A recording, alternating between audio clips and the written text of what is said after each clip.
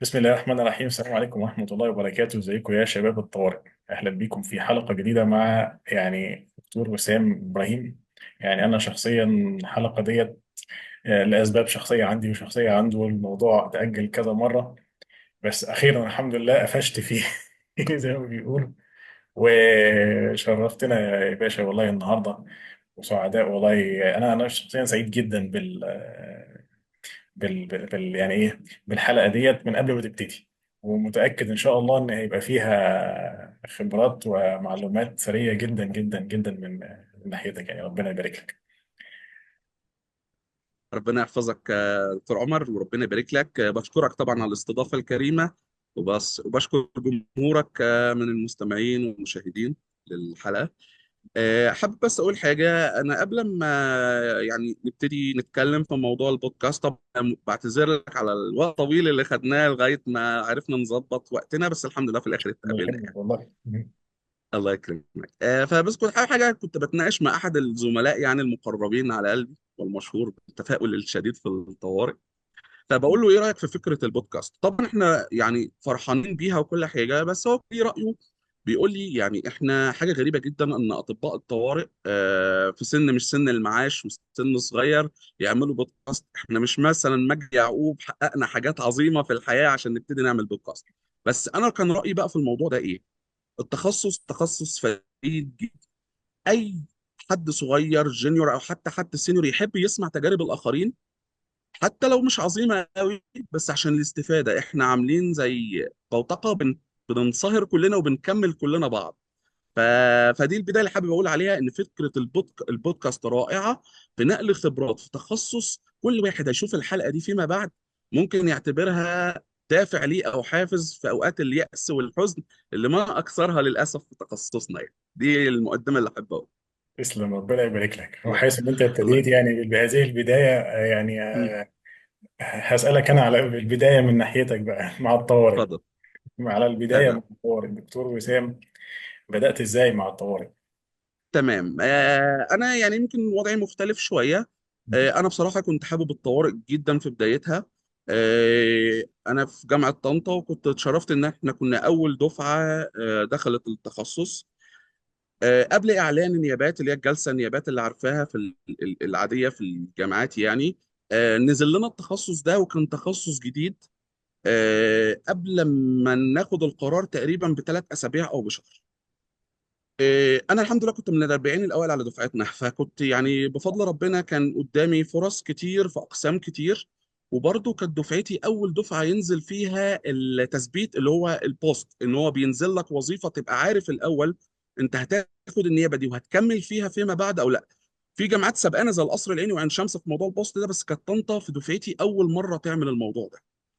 مم. آه، انا في عادتي بحب الطب عموما، مش ما فيش حاجه عندي مفضله عن حاجه، ولا اني كنت اميل شويه للكارديولوجي. بس الكارديولوجي طبعا لو انتوا عارفين ده بيبقى تقريبا العشرة الاوائل على الدفعه بيتقفل في الوقت ده يعني. فانا كان قراري اما اخد كارديولوجي بدون بوست، او مم. ان انا اخد تخصصات تقليديه زي البطنه العامه والجراحه العامه والحاجات دي ببوست عادي، او ان انا اخد حاجه جديده. انا كنت حابب اني اخد حاجه يبقى فيها ابداع شويه، فيها حاجة تكسر التقليدية. خصوصا ان انا بميل لجو الحركة والاكشن والحالات اللي ما بتقعدش كتير والديسيجن السريع. فلما نزلت تخصص طب الطوارئ والاصابات، انا قلت ايه ده؟ انا كنت اسمع عنه من الخارج في امريكا وفي اوروبا وكده، بس انا قلت ايه ده؟ هو هينزل في مصر؟ ابتديت اقرا عنه، ابتديت اراسل بعض الزملاء في دايرتي المحدوده. طبعا في مصر كله قال لي ما تاخدوش، قولا واحدا قالوا لي ما تاخدوش ده، حاجه جديده ما نعرفش المستقبل فيها ايه، والله اعلم، ممكن تمشي او ما تمشيش. مم. سالت بعض الزملاء في الخارج، كان ليا بعض الاتصالات فقالوا لي لا، ده المستقبل واستمر، في الاول هتلاقي صعوبات وتفرش. اخد ودي مع نفسي خلال ال3 اسابيع الشهر، وفي الاخر لقيت نفسي جوه الجلسه بقول طب طوارئ وسط. ومن هنا بدأت القصة. تمام. مم. حلو، شوقتنا بقى لما بعدها. تمام. اكلنا بقى والدنيا لسه صحراء. اه والله يعني هو الدنيا طبعا بتجيبنا وتودينا طول الوقت. قضيه النيابه، النيابات الجامعيه كلها بتبقى موحده 3 سنوات غير الزماله يعني. بتبقى 3 سنوات، اعتقد دلوقتي بقت من 3 ل5 سنوات، بس اعتقد الماستر بعد 3 سنوات. هي ليها نظام كده بيختلف من جامعه لجامعه ومن كليه لكليه، بس هي عموما الستاندرد بتاعها بيبقى ال3 سنوات الاولانيين يعني. مم. ابتديت وكان ليا زميل دكتور احمد عيد، ده دفعتي، كنا احنا اول 2 ابتدينا.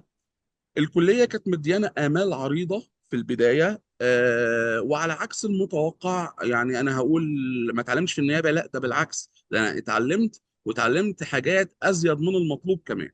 لان احنا بكل بساطه الجامعه عندنا كانت باديه فكره طب الطوارئ والاصابات كطب طوارئ وجراحه اصابات.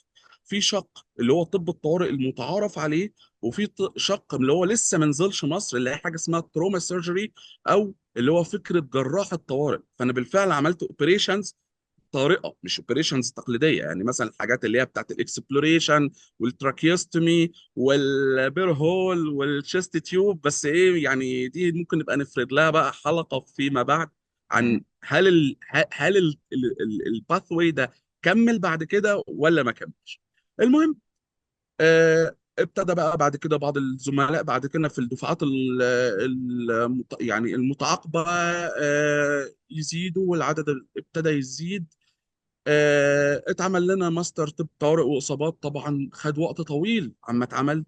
وحابب برضه اقول لزملائنا الجينيورز ان اي حاجه بتبتدي في الاول مهما كانت، سواء جوه جامعه او مستشفى تعليمي او وزاره صحه، بيبقى فيها تخبط كبير. ولو انت مش مركز انت عايز ايه، ممكن الموضوع يفلت منك والفتره تضيع من غير ما تتعلم كويس. يعني مش عشان انا بقول ان انا في نيابه جامعه فكان الطريق واضح المعالم ابدا.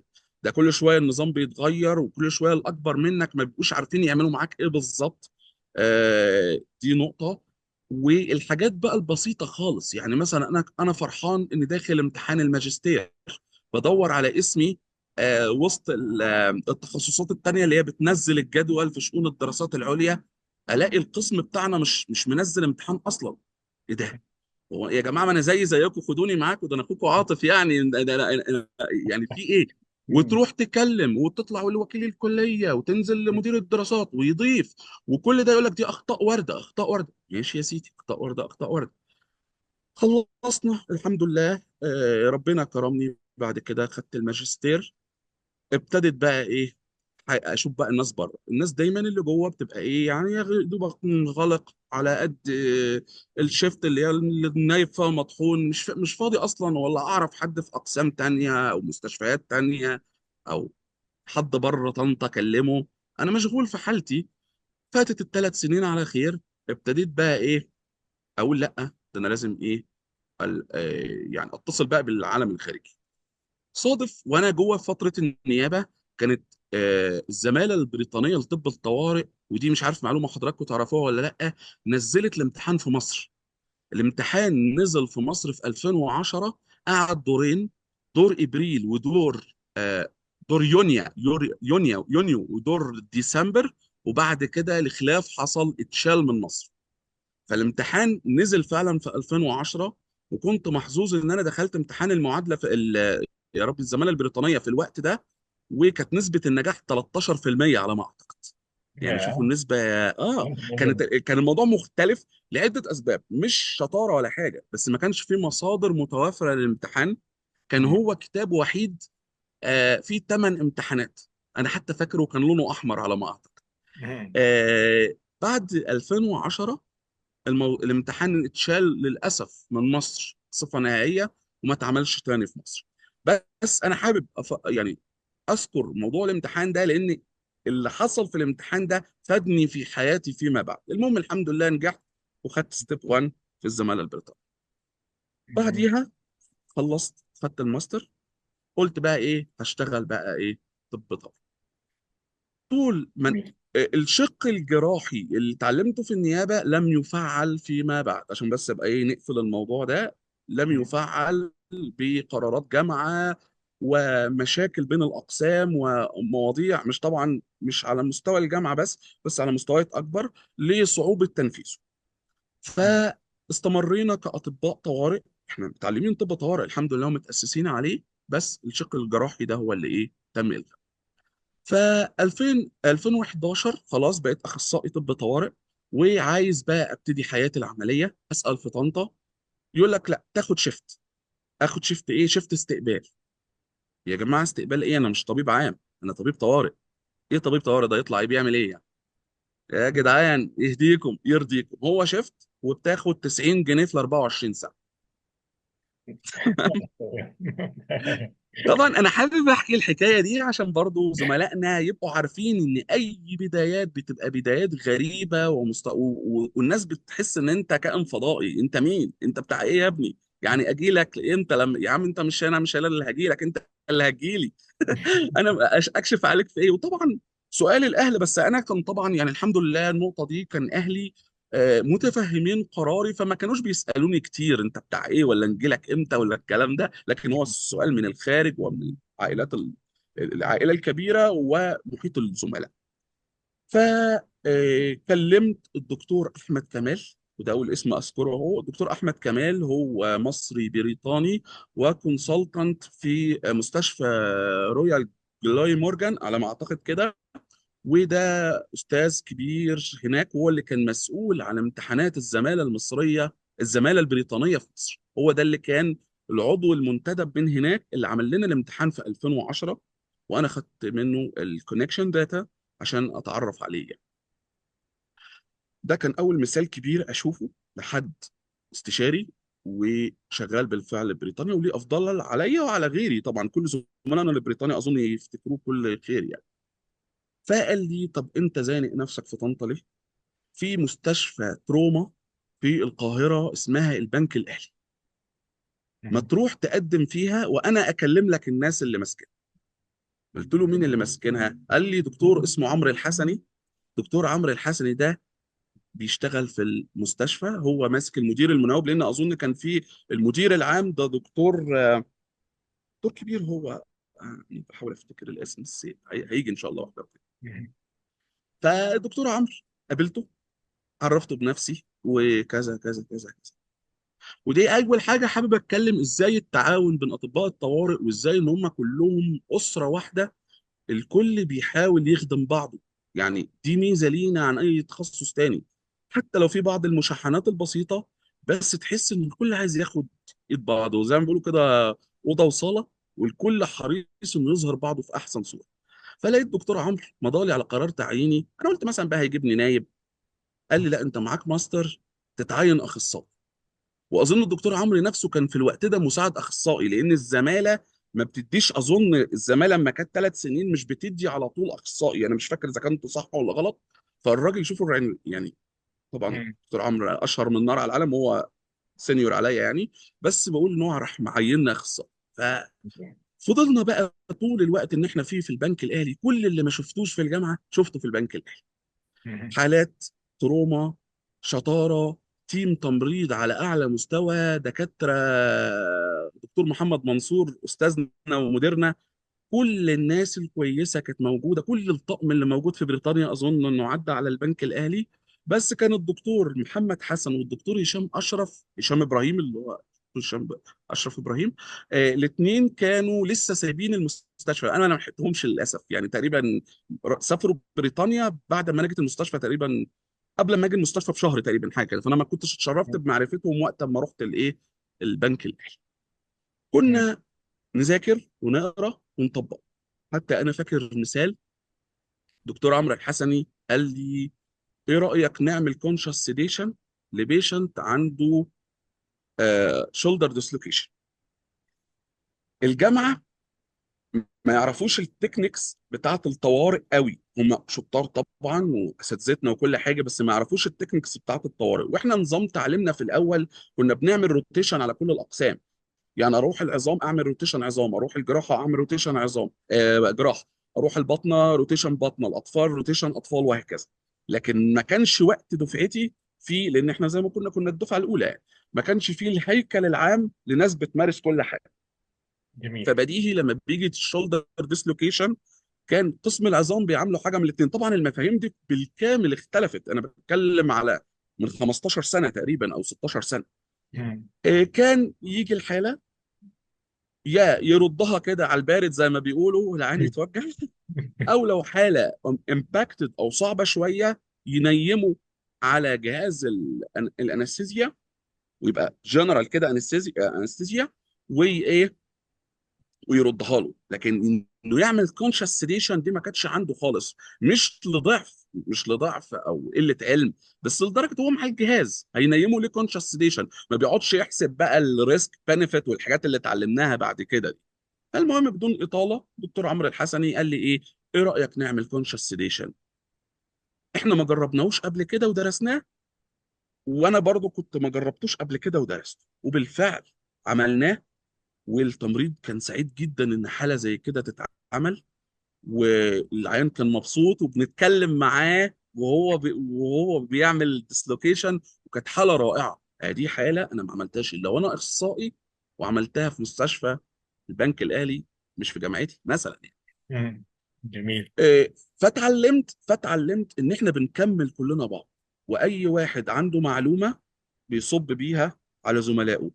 وابتدينا نعمل الحاجات دي حتى عندنا. يعني دكتور محمد نصر اللي استضافته في احد الحلقات ده شخص مبدع، شخص يعني هاي تالنتد في التعليم. دكتور اسراء نصر، دكتور محمد بوصيلي، دكتور شريف العبد، دكتور محمد علام، الناس دي كلها حتى البنات دكتوره رؤيا، دكتوره هند منصور، الناس دي كلها مبدعه في التعليم. وكل واحد بيكمل الحته النقص اللي في زميله، يعني كل واحد مش يقعد بقى يعلي عليه وانا احسن منك ولا لا، الكلام ده الحمد لله يعني لم اراه في الطوارئ في ال... الوقت اللي اتعلمنا فيه او الوقت اللي احنا طلعنا فيه مع بعض. تمام. جميل.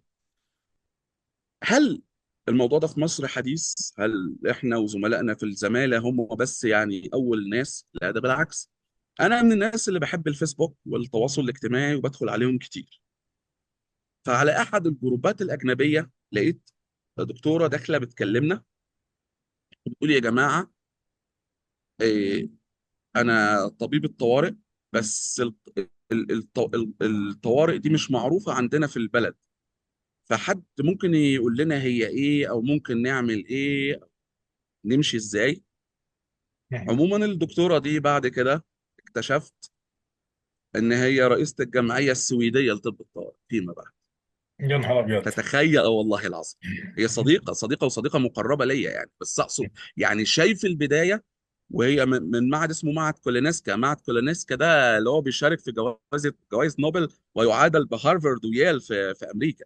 بس انا بقول جميل. لك شوف البدايات، كله بيبتدي، وكله ايه، زي ما كله بيدور على ايه اللي ممكن يكمل معاه الصوره، بحيث انه ايه يقاتل بيه بقى ايه الزمن بقى، ويقاتل مش الزمن يعني، يقاتل بيه نعافر مع بعض بقى. نعافر مع بعض. تمام.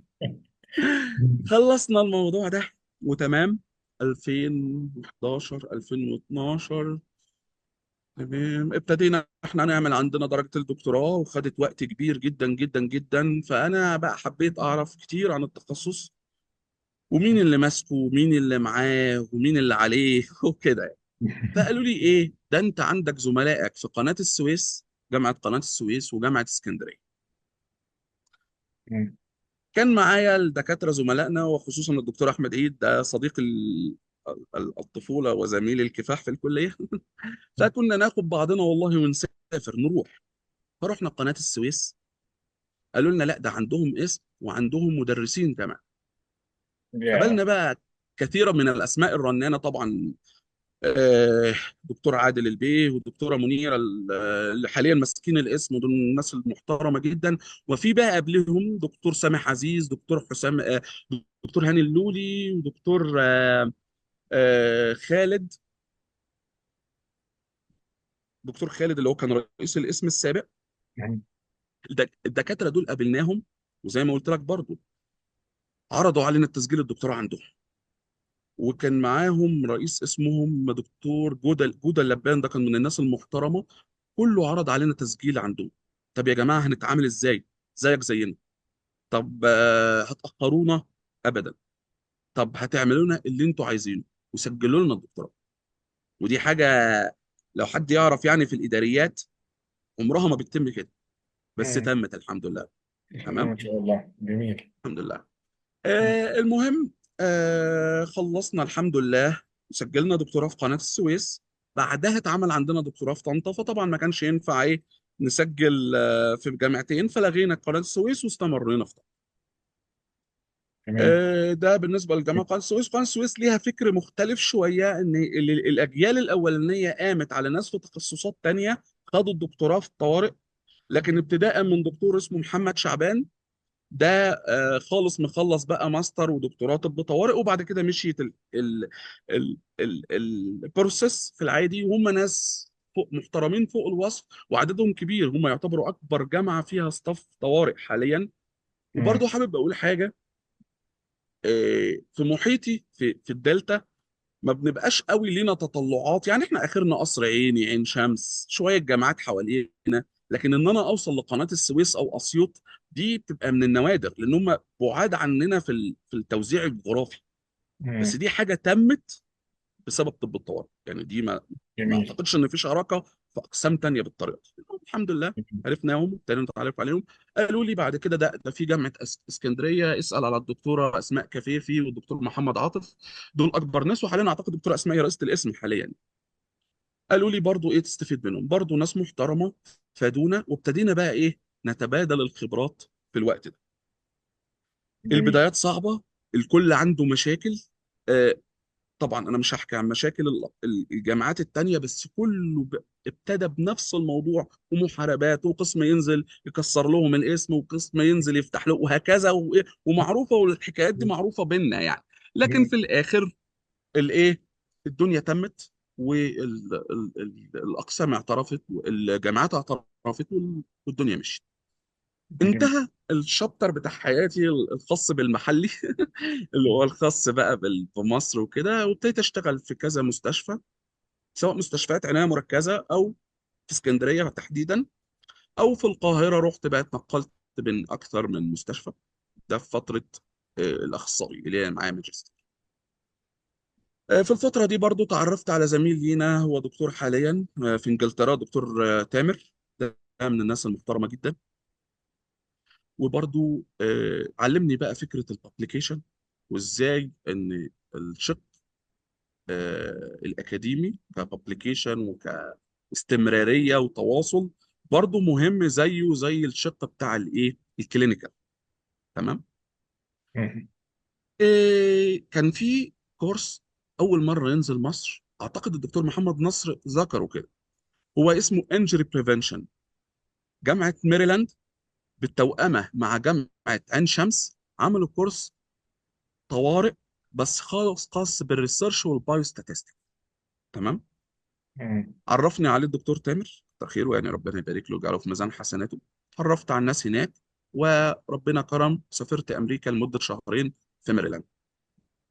جميل. ده كان في فتره 2013. تمام. تمام. ابتديت بقى اعرف ان لا، مش هو الطوارئ لا هو محولجي ولا هو استقبال، ولا محتاج كل 5 دقائق تشرح للناس انت مين ورايح فين ومين ماسكك ومين مش ماسكك. فايه فكنا بقى من الحوارات دي. قابلت تمام. الدكتور امل ماتيو، استاذ طب طوارئ وليس استاذ كارديولوجي، استاذ طب طوارئ جامعه ميريلاند. مم. وتعرفت عليه، وتعرفت على دكتور اسمه جون هيرشون، وتعرفت على ستاف كبير في ميريلاند، رغم ان انا كنت رايح ريسيرش، بس حضرت معاهم، وكنت بحضر معاهم في الايه في خلال الشهرين في المستشفى بتاعتهم. عرفت بقى ان الموضوع مختلف تماما، وان الفكره بس مساله ايه وقت. جميل. خلصنا الحمد لله الموضوع ده. خدت الدكتور لا ما خدتش الدكتوراه بقى، سجلت الدكتوراه. و في عندنا في الجامعات حاجه اسمها بعثات اشراف مشترك. دي بتبقى فكرتها ببساطه ان انت بتروح تاخد الدكتوراه من جامعه اجنبيه، وبيبقى الاشراف مشترك ما بين مشرف خارجي ومشرف داخلي. وبتبقى مسابقه كبيره على مستوى الوزاره، يعني هي مش حاجه خاصه بالجامعه بس، بتشترط لازم تبقى عضو هيئه تدريس حاجه كده يعني. جميل. قدمت فيها، وفي سنتي كان القبول عدد محدود جدا، بس ربنا وفق عشان التخصص نادر، قبلت. واعتقد والله اعلم ان انا ممكن اكون يعني اول واحد اتقبلت في اشراف مشترك في تخصص طب الطوارئ يعني على مستوى الجمهوريه، اعتقد كده يعني. مم. الحمد لله سافرت امريكا، وقضيت في جامعة يال، جامعة من الجامعات الأمريكية المرموقة ومشهورة جدا زي جامعة هارفارد كده. مم. وقضيت تخصص طب الطوارئ، وكان في دكتور مصري أمريكي اسمه دكتور هاني موافي. ممكن الناس تكون سمعت اسمه. هو أستاذ أمريكي، يعني مش مش خريج مصري، بس هو أصوله مصري. احتضنني وساعدني وقال لي لا، لازم تعمل المعادلة الأمريكية ودي هتفيدك. وسهل لي بقى الدخول في أكتر من كورس ريسيرش، وسهل معايا الموضوع ده وعرفني على الحاجات. المهم أنا كنت رايح بفكرة قبل ما أسافر يال. كنت دايما الناس تقول لي أنت بتاع كله، أنت مم. م- قص... آه، ماسترك في كل حاجة، الدكتوراه فيها كل حاجة، ده أنت ناقص يا جدع تدرسوا أشعة. أنا فاكر كلمة حتى، ده انت ناقص تدرسه اشعه. تمام. انا قلت الحمد لله، يبقى في قسم ما درسناهوش، ما احنا كده ينفعش. مظبوطين. ايوه بالظبط. اول ما رحت هناك قابلت دكتور اسمه كريستوفر مور. كريستوفر مور ده بقى ضيف في مؤتمرات دوليه كتير جدا جدا جدا، لانه من مؤسسين البوكس، البوينت اوف كير الترا ساوند. مم. قال لي ما درستش اشعه؟ ده البوكس ده فيلوشيب لوحدها في امريكا. اه والله العظيم. دخلت الفيلوشيب حلو. وشفت بقى طريقة حاجات ما أنزل الله بها من سلطان. أصل أنا كان في بالي أنا لو درست أشعة، طب أمال الراديولوجي بيعمل إيه؟ مم. اتضح لأ، هي مش كده خالص. الراديولوجي مش ديسيجن ميكر، أنت ديسيجن ميكر. الراديولوجي مسؤول عن الميديكال ليجاليتي بتاعت الريبورت، أنت ما ينفعش تطلع ميديكال ليجال ريبورت. مم. تمام، خلاص أمين، في بوكس حلو لذيذ. مم. مم. شوية لقيتهم بيقولوا لي إيه ده، ودي حاله باخد بقى انا هيستوري من البيشنت، ودي حاله اولد هيستوري اوف بالمونري امبوليزم. نعم، اولد هيستوري اوف بالمونري امبوليزم يعني ايه؟ يعني يا دكتور جالي طبعا بتكلم انجليزي يعني. يا دكتور جالي البالمونري امبوليزم من 20 سنه واتعالجت، وبعدين ايه، آه جايه بقى في عرض تاني يعني. يا مم. جماعه انا كانوا بيعلموني بالمونري امبوليزم ايكوال ديس. ما اعتقدش ان انا سنه قبل 2013 شفت حاله واحده في حياتي بالمونري امبوليزم وعدت. مم. انا قلت ايه ده، هو انهم يتبعون دينا جديدا، يطلع ايه ده يا جدعان؟ قال لك لا، المفروض. مم. انت ما بتعديش عندك، عشان مين اللي بيشخصها وبيشخصها امتى؟ في بيت سايد تيست. اعمل بوكس وطلع بالمونري امبوليزم بيت سايد. فلاش باك كده، وقد كان في 2018 واحنا بنمر في العنايه عندنا، كان مدير العنايه بتاعنا دكتور محمد بوصيلي، كان هو مدرس العنايه عندنا. بمر معاه، طلعنا حاله بالمونري امبوليزم بسبب ان هي منقوله لنا من عنايه تانيه، وكانت لونج بيد ريدن، كون لها دي في تي وطلع لها بالمونري امبوليزم مع انها جاب تشخيص تاني خالص. مم. وادينا ثرومبوليتك والحاله عدت، وعدت ببوكس بري وبوكس بوست. مم. الحمد لله العلم بيجيب نتيجه يا جدعان، يعني العلم ما شاء مش الله. هبل يعني، الحمد لله آه. يعني. للناس المهم. اللي معلش يعني م- يعني كوكس بوينت اوف كير الترا ساوند بس يعني م- كمعلومه للناس اللي مش عارفاها. م. فعدت الحاله بعدين. اه فيعني فبقول لك فالعلم بيأثر اهو، يبقى يعني الموضوع مش موضوع مش اعتباطي. مم. بس في خلال بقى الفتره اللي انا ببقى فيها، طبعا زي ما قلت لك انا بقى خدت بقى سكه تانيه، خدت سكه معادله وسكه حاجات تانيه كده. مم. وبعدين ابتديت بقى اتعلم حاجه، واللي علمني الموضوع ده مثال شفته آه، اثر في حياتي جدا جدا جدا. استاذنا الدكتور جمال عباس، اللي هو رئيس الايجيبشن ريسيتيشن كونسل، رئيس المركز المصري للانعاش. اولا هي الناس ممكن تفتكر ان طب الطوارئ ده حاجه حديثه جدا، هو تطبيقه بالشكل ده الحديث. لكن لو هنرجع كده بسرعه في عجاله لطب الطوارئ وتاريخه، الجمعيه الاكاديميه الامريكيه لطب الطوارئ، الامريكان كولج اوف ايمرجنسي ميديسين، انشئت سنه 1968. اول نيابه في امريكا كانت في جامعه سنسناتي، واول خريج كان في جامعه كاليفورنيا جنوب كاليفورنيا سنه 1970 71. التخصص اعترف بيه كتخصص منفصل في امريكا، واخد رقم التخصص رقم 23 في امريكا سنه 1979. تمام. جميل. طب 1979 انشاء الاعتراف طبعا الانشاءات بتتم قبل الاعتراف، احنا عندنا في مصر الموضوع معكوس شويه، بس نقول انه بقى سيبريت تخصص ويل استابليشد في امريكا من 1979. ادي جميل. كده تخيل، طب في مصر بقى تخصص سنه كام، او انشئ سنه كام في مصر؟ طبعا كل الناس هتفتكر 2000 2006 2012. جامعه اسكندريه انشأت تخصص طب الطوارئ سنه 1978. يعني مصر وانجلترا وامريكا واستراليا وكندا اول 5 دول تنشئ تخصص طب الطوارئ في العالم. جميل. طب نعرف حد اتخرج من التخصص؟ دكتور جمال عباس تاني دفعه. يعني دكتور جمال عباس نيابه 79، استاذنا الدكتور جمال عباس 79 82. فاحنا بنتكلم ان في ناس سابقه بمراحل، بس هي المشكله التطبيق. فنرجع بقى للموقف اللي لفت نظري. طب انا بقى ليه اقعد اعافر وكل شويه آه، اقول اقتراح يا يتقبل يا يترفض؟ آه، مش بحكم حاجه اداريه، بقدر ما هو ده التطور الطبيعي لاي قرار. لا، طب ما انا انشئ او افرض اللي انا عايز اقوله. طب هفرضه وانشئه ازاي؟ ان انا اعمل مثال يحتذى، والمثال ده هو اللي يعمل لي الفكره اللي انا عايزه. دكتور محمد عبد الرحمن كان اتكلم في النقطه دي، اللي هي فكره ايه؟ انا هقعد اقول انا عايز اعمل انا عايز اعمل انا عايز اعمل اللي انا هعمل، ولا الحاجه هتتعمل وهيأس واخد بعضي وامشي. لكن انا ممكن مثلا حاجه زي البوينت اوف كير الترا ساوند، طب ليه انا ما اعلمهاش للناس، والناس بعد كده بقى تبقى تعلمها لاداراتهم، والادارات هي اللي تفرض. جميل. في الوقت ده كان الدكتور هيثم خليفه، زماله مصريه في طب الطوارئ، كان بيسافر مؤتمرات بره في تركيا وفي اليونان وفي كام حته كده، وابتدى برضه يجيب شويه اخبار من فكره ان لا ده في حاجات طوارئ بتتعمل، كان من ضمنها البوينت اوف كير الترا ساوند. دكتور جميل. هيثم، دكتور محمد القيم، ودكتور نبيل الصالحي. دكتور نبيل ودكتور القيم يمنيين سعوديين مقيمين في مصر واصدقاء اعزاء لينا الثلاثه.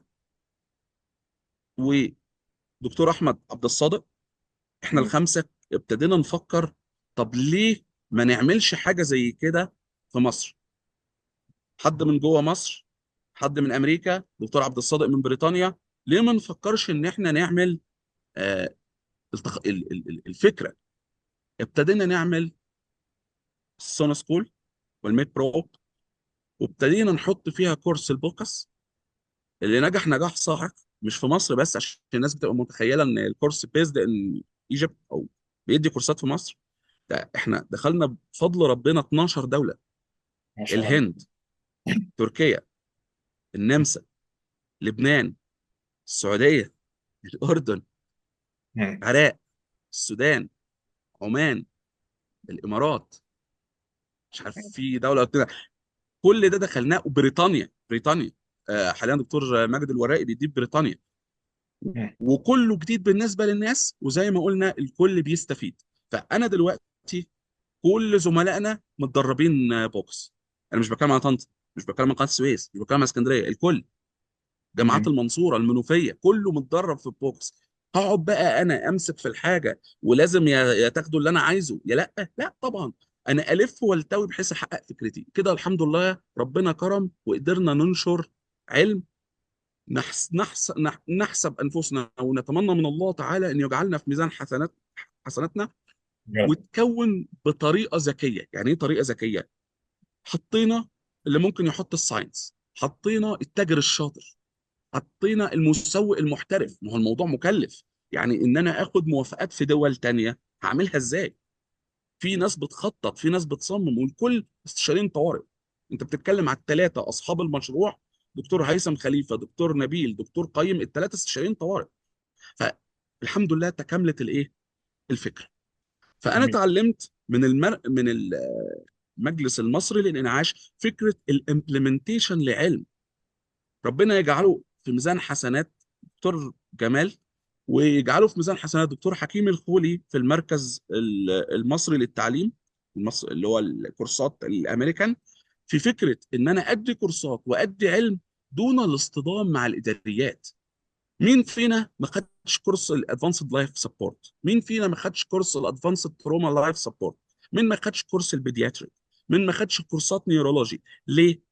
ادي علم، اصيغه بشكل كويس، اعمل له ترتيب وتخطيط كويس، وانشر، والمتلقي هو اللي يحكم. لكن ما اقفش عند نقطه واحده يتنفذوا اللي في دماغي، والله لا هد المعبد. طب ما المعبد هيتهد واللي في دماغك مش هيتنفذ، وهتكتئب. صح ولا لا؟ ده حقيقي طبعا. تمام. حقيقي. ده حقيقي جدا. المهم، ربنا. خلصنا من الحمد لله خلصنا من الايه الشابتر ده، وخلاص خلصت الدراسات بتاعتي في امريكا. وكنت بين بينين، ارجع اخد الدكتوراه واترقى مدرس، ولا اكمل في امريكا. انا عندي قناعه، القناعه دي ممكن تكون صح وممكن تكون غلط، ان الطبيعه المصريه والطبيعه العربيه بتفرض عليك مستوى معين عشان المتلقي يرسبكت يور ساينس. بمعنى، انت ممكن تكون اخصائي شاطر جدا، واخصائي علامه وفذ في مجالك، لكن هتيجي في جروب نواب هيحترموا كلامك جدا، في جروب اخصائيين بعضهم هيحترم وبعضهم هيقول لك ده من سني، يعني اكيد هو مش اعلم مني. هتيجي تتكلم في جروب استشاريين، لا ما حدش هيسمع لك. هيقول لك انت مين يا جماعه، انا عندي العلم. لا انت مين، انا ما اسمعلكش، وخططك مش هتتنفذ. فبما اني كان عندي القناعه دي اللي تحتمل الصح وتحتمل الخطا، فانا قلت لا، انا هاخد الدكتوراه لغرض واحد بس، اني اخد درجه استشاري وابقى على الاقل جونيور فاكولتي. يعني ما اعرفش الناس المعلومه، يعني انت عارف من تحت مدرس بيعتبروه لسه اندر تريننج يعني. هو طبعا كلنا تريننج لغايه ما نموت، بس انا بتكلم على المسمى يعني. فانا قلت ايه، انا اخد دكتوراه وابقى استشاري عشان لما اتكلم الناس تسمع لي، جميل. نوع من ان انا بطوع اللي انا عايزه، والوسط عايز ايه، او المتلقي عايز ايه. المهم جميل. انا قلت خلاص، انا هرجع ومن على باب الطياره ايه، هاخد الدكتوراه واخد بعضي وامشي. ابتدى فصل جديد في حياتي، وده برضو علمني حاجه. مشكله امتحاناتنا او في الاقسام الوليده حديثه النشاه، ان الاساتذه بيجادج يو في الامتحان سواء شفوي او عملي او تحريري، وهم معذورين. معذورين ليه؟ انا استاذ جراحه، عايز الطالب يطلع من ايدي ياخد دكتوراه جراحه. انا استاذ باطني، عايز الدكتوراه الكانديديت يطلع من ايدي معاه دكتوراه باطني. انا طب دكتوراه اطفال، وهكذا. فبتدخل الامتحان، كل واحد من الممتحنين عايزك دكتوراه في تخصصه. مفيش حد في الدنيا يملك العلم الجرانتي كده للابد، يعني ان هو هيبقى دكتور. انا طبيب طوارئ، فانا باخد دكتوراه طوارئ وليس دكتوراه الاقسام. جميل. ففضلت ادخل لوحدي، كنت اول دفعه، ادخل لوحدي واطلع زي ما دخلت، ادخل لوحدي واطلع زي ما دخلت، لغايه والله ما زهقت يعني. المهم تمام. ربنا وفق بدكتور محمد هنيدي، وده استاذ عزيز علينا، وده استاذ جراحه اوعيه مشهور في منطقه وسط الدلتا، وكان يعني ساعدنا ان هو كان رئيس اسمنا. الراجل ده تفتق ذهنه لنقطه معينه، قال لك انت لو فضلت كده اللهم انك هتقعد 50 سنه. ما هم مش لحاجه وحشه في الاساتذه، مش لان الاساتذه سيئين، هو الفكره كلها ان انت بتمتحن حاجه غير اللي هم بيقولوه. ده حقيقي. وهذكر مثال بعد القصه دي هيوضح جدا الموضوع. جميل. فالمهم ايه، شكل لجنه بقى، لا ده طوارئ، وعايز يعرف حاجات معينه فقط. ومن اول ما شكل اللجنه دي ربنا وفق، حصلت انا وزملائي على فدي نهينا الشابتر الخاص بالقصه اللي فاتت. القصه بقى اللي تحضرني ايه؟ مم. في احد الزملاء، وهو زميل عزيز على قلبنا جدا ومدير لاحد المستشفيات الكبيره في مصر طوارئ. الراجل ده يعني قرر انه ياخد ماستر عندنا في طنطا جميل. لاسباب لا يعلمها الا الله. بس يعني اكيد اي ماستر واي برجلين حاجه بقى. بتفيد يعني. اي حاجه بتفيد يعني، اكيد بتفيد. الراجل ده انا فاكره والله العظيم، هو حبيبي طبعا، بس انا فاكر الموقف اللي حصل بالنص. الراجل ده دخل لنا لجنه امتحان شفوي، مم. واساتذتنا كانوا قاعدين بيمتحنوه. انا كنت لسه مدرس كده، ايه، لسه مترقي مدرس، فمن حقي اشارك في الامتحان، بس طبعا اساتذتي وكبروا سنايري هم اللي بيمتحنوا. فسئل سؤال، الاسئله يا جماعه انا بوضح ان طب الطوارئ احدث ثوره. طب الطوارئ كعلم مش اساتذتنا العظماء ما يعرفوش، هم طبعا يعرفوا بس ما يعرفوش الخبايا بتاعته، والخبايا اضافت. هو الريسوسيتيشن والحاجات دي كان حد يعرفها بالشكل ده قبل طب الطوارئ؟ اكيد لا يعني. فسئل سؤال: ما علاج الاوبن نيوموثوكس؟ مم. جميل. فالراجل بقى ايه، داخل بقى بافكار تانتينيلي والروزن والكلام الحلو ده، وبيقول لهم نجيب ورق فويل ونقفله من 3 جهات ونسيب جهه مفتوحه. هو قال الكلمه من دي، قالوا له ايه، امشي اطلع بره اللجنه خلصت.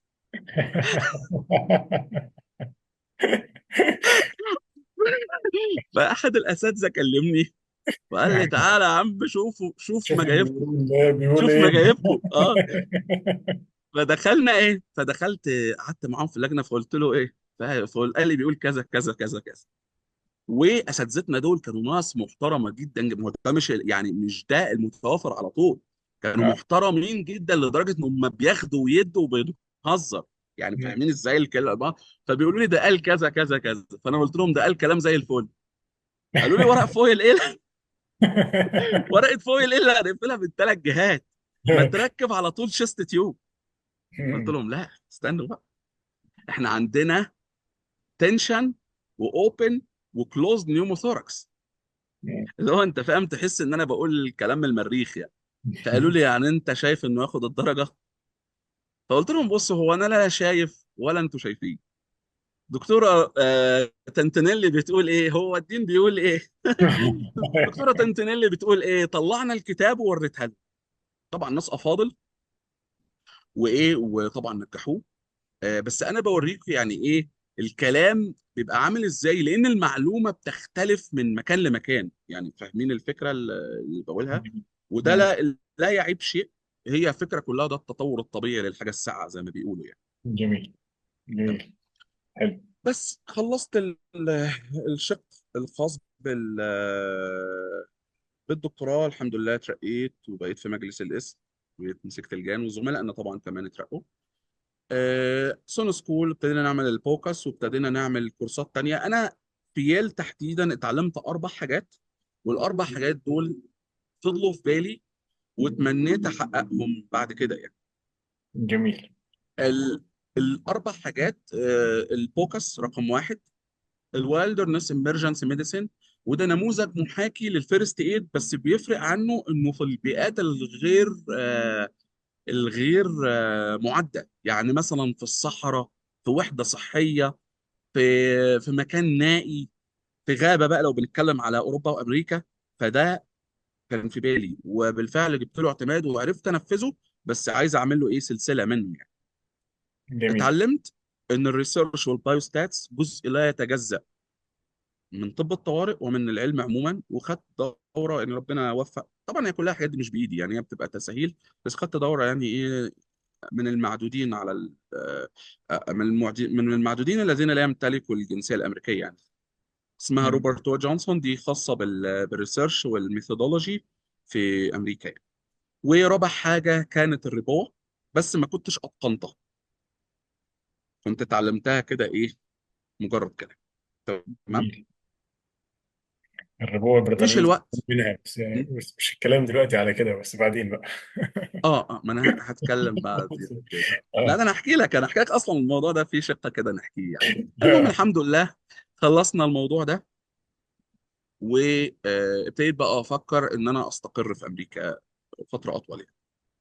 جميل. آه، هسألك سؤال هنا بس. الكلام ده اتفضل. كان تقريبا 2000 كام؟ 18 2018. 18 2018 2019. تمام. جميل. دي بعد اللي كده كانت فترة الدكتوراه المشتركة أو الإشراف لا خلاص كنت المشترك. خدت الدكتوراه، كنت خدتها اه خلاص. انا بتكلم بعد ما خدتها بقى وتعينت في القسم، بقيت اه مدرس. قعدت شويه في القسم، قعدت حوالي 3 سنين او سنه، من سنتين لثلاث سنين في القسم بدرس بقى وفي حاجات تانية بنعملها زي متابعات حلو. السونا سكول وخلافه يعني.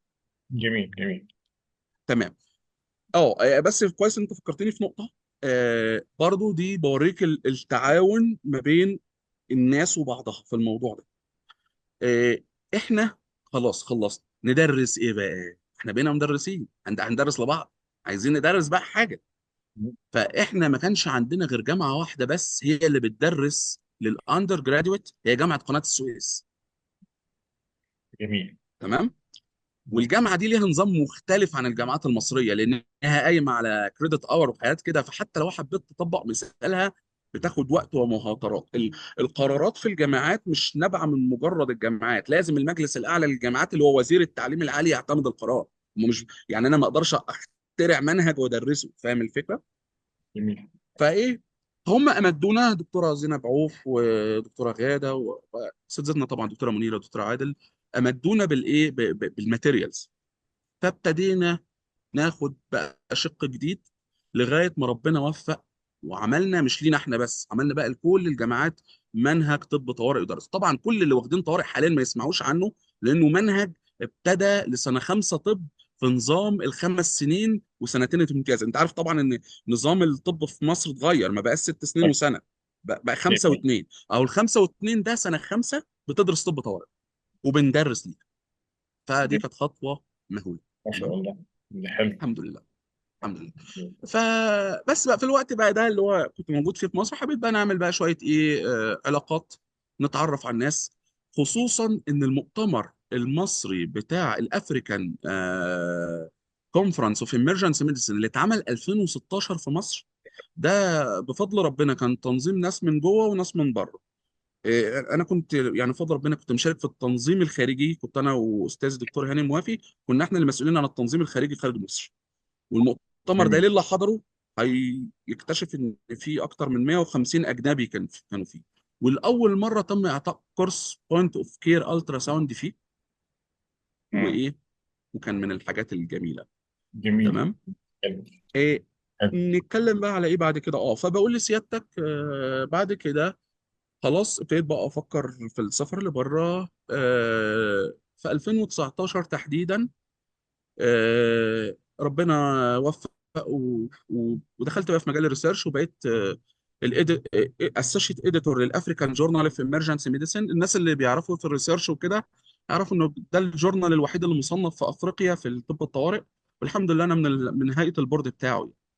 جميل. والحمد لله بعد كده احنا اتكلمنا في 2019. حضرت احد المؤتمرات العلميه، كان الدكتور عادل الله يرحمه، اللي هو الدكتور عادل. عبد المنعم. لا هو اسمه مش عبد المنعم، اسمه عادل حاجه، دكتور عادل. هو علامه من علامات انجلترا، وكان بيمسك المؤتمر اللي هو اسمه مؤتمر التروما. دكتور عادل عبد العزيز او عبد المنعم مش فاكر. عادل عبد العزيز، دكتور عادل عبد العزيز ربنا يرحمه. اه. فالدكتور عادل بقى كان هو ايه اللي منظم المؤتمر بتاع 2019، او كان هو يعني اللي ابتدع فكره مؤتمرات التروما. وكان حاضر الدكتور دكتور، هو دكتور إماراتي وراجل محترم وذو باع قوي، اسمه الدكتور آه نعيم نعيم الطوسي، حاجة كده، نعيم الطوسي. الراجل ده كان بيقول محاضرة عن اللي هي ريستيتيف اندوفاسكولار بالون اوكلوجن اوف اورتا، اللي هي الايه، الريبوع. وابتدى يتناقش معايا. فالواحد حس الحمد لله بفضل ربنا انه ايه، ان لا في معلومات اب تو ديت وممكن الواحد يفيد بعد كده يعني لو كملت فيها فيما بعد. إيه، قال لي طب ماشي، انت في مجال ان انت تتدرب بعد كده فيها؟ فقلت له في مشروع يعني ان انا بعد كده اسافر.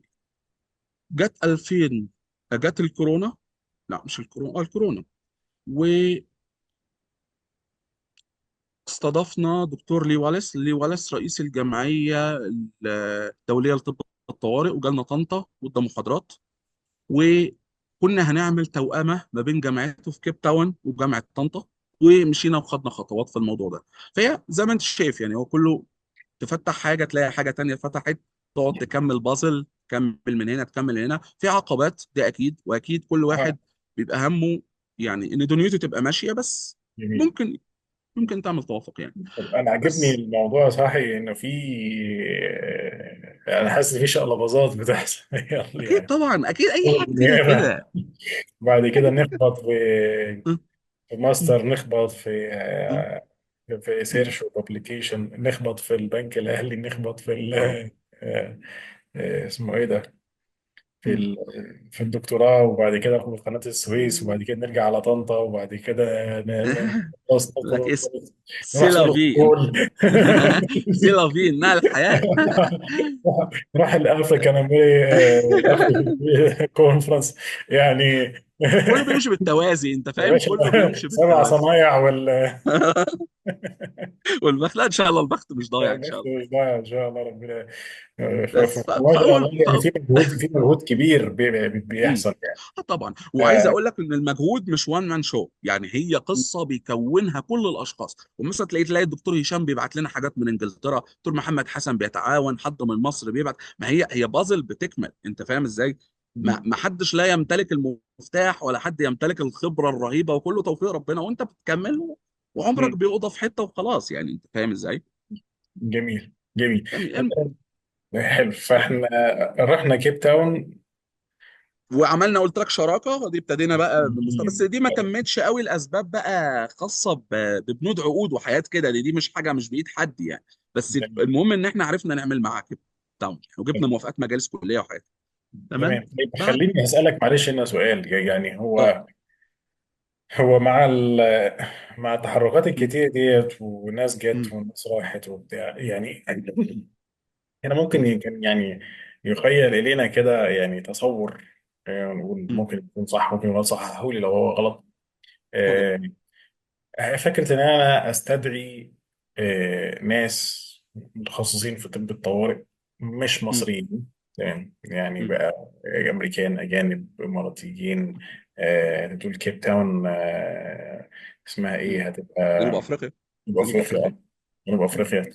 يعني هل الناس مرحبين يعني، م- كانوا مرحبين بالتعاون وبإن هم يجوا ويشاركوا وكده، ولا الموضوع كان فيه خلينا نقول إيه صعوبات نتيجة مثلا إن مصر تصنف من ضمن اللو انكم كانتريز، وإحنا لسه تمام. الموضوع عندنا، أو خلينا نقول إن إحنا ما عندناش في المجموع، أو كمجموع جمهور م- يعني، ناس عندها المعلومات عن العالم الخارجي، الدنيا الناس بتتصرف ازاي او بتتعامل تمام. ازاي.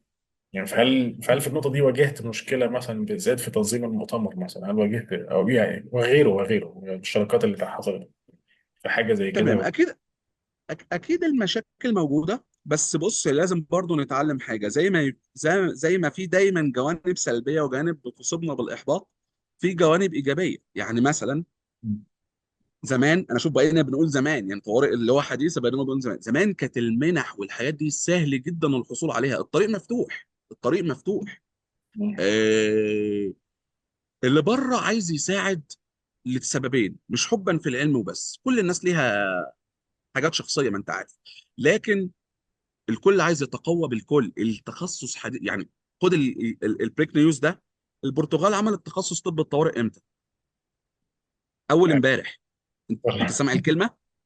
والله مش بقول لك كلمه بما معناه اول امبارح، لا اول امبارح، اول امبارح هو عملت امبارح التخصص. فبراير ايوه 2024. اول امبارح، اللي هو النهارده يوم 8 عملته يوم 5. يا نهار ابيض. ايوه انا بقول لك، المانيا، اللي هي المانيا عامله التخصص من 6 شهور. فاقصد انت بتتكلم في حاجه حديثه جدا جدا، والكل نفسه يتقوى. حط مثال الدكتوره السويديه اللي انا بدردش معاها في النت دي، وتطلع رئيسه الجمعيه. ده مش رئيسه الجمعيه وقت ما انا بكلمها، بعد 8 سنين من فهي هو الوضع كده، الكل عايز يتقوى بالكل، دي حاجه. النقطه الثانيه زي ما قلت لك، في البدايه المنح بتبقى سهله. انا طبعا يعني انا مش عايز اقعد اتكلم واقول لك انا خدت كام منحه وسافرت كام بلد واسمي اتحط في كام، انا يعني ما بحبش الحاجات دي، بس عايز اقول لك انت بتعمل بتلاقي.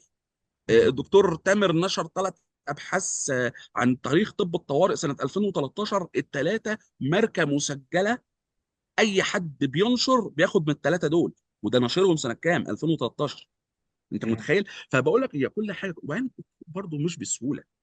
الدكتور هشام قبل ما يسافر انجلترا عمل البدع عشان يعرف يسافر، وقد كان. وشوف دلوقتي انت بتتكلم في قامه كبيره، استشاري في بريطانيا. انت فاهم قصدي؟ فالكل تعب، بس بتضرب وتلاقي، تضرب وتلاقي فكره التقوي في الخارج عشان تقول للناس شوفوا في امثله اهي، احنا مش بنخترع العجله، احنا معانا فلان وفلان وفلان وفلان. مؤتمر زي الجمعيه الافريقيه تعبنا فيه تعب السنين عشان يتعمل، سواء اللي بره او المنظم اللي جوه، بس تم وبقى ماركه مسجله فيما بعد. تمام. جميل. فانا بقول لك يعني ايه، هي الامور مش بتيجي واحده واحده، وفي احباطات كتير. يعني انا مثلا انا قاعد بضحك طول الوقت، اكيد بعيط وبزعل لكن يعني مثلا ايه، هاي السفريه دي تهديني شويه، اهو الدرجه العلميه دي تهديني شويه، اهو ان انا الم فلوس مثلا في برايفت حلو يهديني شويه كده. تمام. تمام. جميل. جميل. طيب هسألك بمناسبه شوية بقى على الجورنال. اتفضل اه اتفضل اتفضل معلش. اتفضل. لا معاك. هسألك على الافريكان، اسمه ايه ده؟ كونفرنس ولا المجله؟ جورنال. emergency medicine journal. جورنال. اه. تمام. طيب، هل عندنا هل جرت عندنا محاولات او تمت عندنا محاولات لعمل جورنال مصري في قناه الامرجنسي؟ السويس عملت المحاوله، قناه السويس عملتها بس ما تمش. حلو. آه. محتاج حاجه، اصل انت محتاج عدد كبير من الباحثين يعملوها، مم. واحنا مين اللي هيدينا فلوس عشان نتفرغ للريسيرش؟ انت حلو. فاهم ازاي؟ هي دي المعادله. طيب انا هقف هنا معلش بقى، وهسألك بقى اتفضل شوية في الريسيرش، يعني هتعمق شوية في الريسيرش. الريسيرش محتاج اتفضل. ايه؟ لو انا يعني عندنا ريسيرش وعايزين ابلاي ريسيرش تمام. لو بروجرام. ريسيرش كما انزل وكما يعني يرضي ربنا، لازم فلوس، لازم فند، لازم فلوس. لكن انت الريسيرش عندك في مصر بيقف على شويه حاجات. اول حاجه الدكاتره اللي في الجامعه مضطرين يعملوا ريسيرش، لان الترقيه من مدرس لاستاذ مساعد بتحتاج 5 ابحاث، ومن استاذ مساعد لاستاذ بتحتاج 5 ابحاث. هو بيعمل غصب عنه، مش معنى كده ان هو علامه في الريسيرش، بس هو بيعمل غصب عنه، مضطر. تمام. جميل. النقطه الثانيه الالتحاق ببعض البرامج والمنح، ودي محتاجه ان انت تفتح عينك شويه. يعني إيه تفتح عينك؟ يعني مثلا منحه تنزل تجري عليها، تدور على الفيس، تدور على على السوشيال ميديا، تدخل تسال غيرك، تكلم ناس بره. الحاجات مش بالسهل، مفيش حاجه بتيجي معلقه بذهب لواحد يقول لك اتفضل، مفيش الكلام ده. مم. انت فاهم ازاي؟ بس في بعض اللقطات الحلوه، زميل ليك يرشدك، زميل ليك يقول لك لحاجه. دوره الانجري بريفنشن دي احنا في عندنا 7 من طنطا واخدينها، ودي جميل. كانت منحه كامله لامريكا، وفي قناه السويس وفي اسكندريه. ودي ابتدت بايه؟ زميل قال لنا، يعني كل الموضوع ابتدى بزميل قال لنا، وهكذا. آه. برضو عامله زي كره التلج كده زي ما بيقولوا، كل ما خبراتك بتزيد كل ما بتقدر تعمل الاحسن او تعمل الاعلى. المجلات انت مش هتبتدي فيها اديتور، تبتدي ريفيور، بس هيجيبوك ازاي ريفيور؟ ما انت لازم تنشر النشره الاولانيه. جميل. انت فاهم ازاي؟ تستعين بقى بناس من بره بينشروا، ناس من جوه ليهم مصلحه في النشر كده يعني. بس هو مشكلته انه ما بياكلش عيش في مصر، عشان بس اكون صادق، لان ما حدش هيمولك. مم. يعني في مصر احنا واقفين على موضوع التمويل، مع اه احنا عندنا طبعا. أكاديمية البحث العلمي في آه الاكاديميه بتقدم تمويل، بس مين اللي بياخده؟ آه، ايه ده يعني؟ فاهم ازاي؟ انت محتاج يعني بص، على فكره في اساتذه مصريين طب الطوارئ وغير طب الطوارئ يعني افنوا اعمارا في الموضوع ده. في دكتور ربنا يزيده ويبارك له ويرزقه الخير، دكتور محمد الشناوي. مم. دكتور محمد الشناوي ده رئيس جامعه الجلاله واستاذ في عين شمس، ده احد يعني الطامحين والباحثين الكبار جدا في مصر، وياما ساعدنا. كان مشرف على فكره عليا، يعني هو مشرفي وممتحني في الدكتوراه بالمناسبه. ف... جميل. فده من الناس، يعني اقصد هي في ناس، بس الموضوع غير الكلينيكال، انت محتاج تاكل مام، فمحتاج فلوس، يعني في امور تانية بتحكم. أكيد. أكيد. طيب هل ممكن موضوع برضه الوقت نسمع انه البحث العلمي ممكن يعني يتم شق منه محترم من غير فلوس او بحاجات بسيطة بمجهودات بسيطة، فهل ده برضه صحيح والى اي مدى صحيح؟ صحيح، بس محتاج نية منك. انا قلت لك الدكتور تامر لما نشر في الافريكان جورنال في 2013، وبقول لك بحوثه تعتبر بحوث مرجعية، يعني اي حد بينشر عن طب الطوارئ في مصر بيرجع له، بيرجع للاصل. انت عارف في حاجة كده في النظام البحثي اسمها السايتيشن، يعني أيوة. انا مثلا لما بكتب بحثي بذكر مين اللي قالها قبل كده.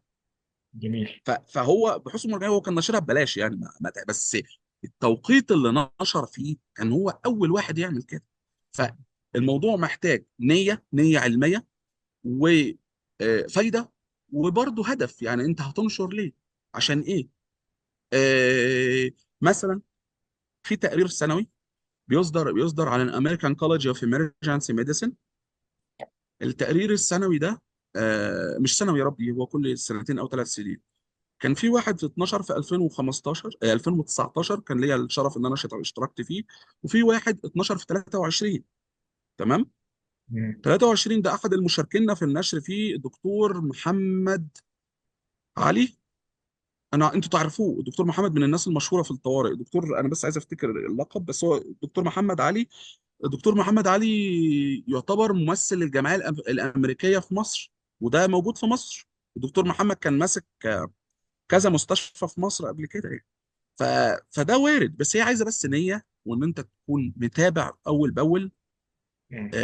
وتعتمد على بعض المنح، في منح بتيجي وفي فاندز بتغطي النشر، بس محدوده شويه ان هي توصل لمنطقتنا يعني. محتاج مم. شويه خبره، شويه جميل. خبره. جميل. جميل. طيب هرجع ل 2020 وبعد فشل التعاون مع ليه مش خالص. فشل، هو مش فشل، بس كان محتاج يعني كان محتاج خطوات لاحقه يعني. جميل. ف تمام. في 2019 2020 عايز بقى اكل ماما بقى، فقلت ايه اروح السعودي الالماني.